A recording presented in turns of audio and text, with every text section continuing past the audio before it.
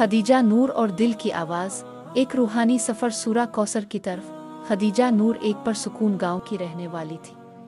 वो बाकी सब बच्चों की तरह खेलती मुस्कराती, मगर उसके दिल में एक अलग सी चमक थी।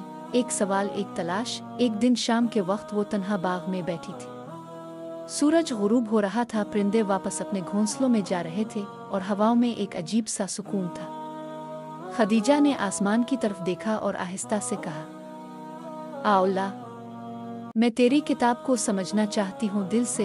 इसके करीब कुरान पाक रखा था, जो वो रोज़ खुद से थोड़ा थोड़ा पढ़ती थी। इस दिन इसने सूरा कौसर खोली। वो सूरत बार बार पढ़ती रही। न कोई इसे समझा रहा था, न किसी ने तर्जमा बताया, मगर कुछ था जो इसका दिल महसूस कर रहा था।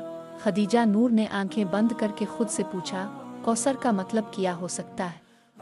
उसके दिल से आवाज़ आई, ये अल्लाह का ख़ास इनाम है, जैसे अमन, इल्म, दुआ, मोहब्बत और शायद वो खुशी जो सिर्फ नबी से मुंसलिक होकर मिलती है।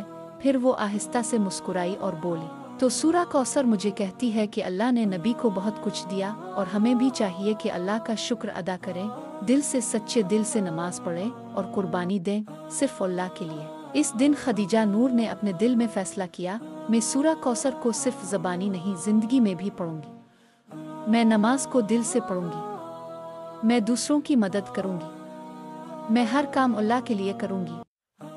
वो मस्जिद के करीब यतीम बच्चों को खाना दे आई, किसी को बताया भी नहीं। रास्ते में एक बीमार परिंदे को पानी पिलाया और इस रात चुपचाप अपनी जाए नमाज पर बैठकर अल्लाह से कहा, मैं कौसर की रोशनी बनना चाहती हूँ अल्लाह। और इस दिन से खदीजा नूर वाकई बदल गई। वो लड़की जो पहले खामोश थी, अब कुरान की रोशनी में चलने लगी।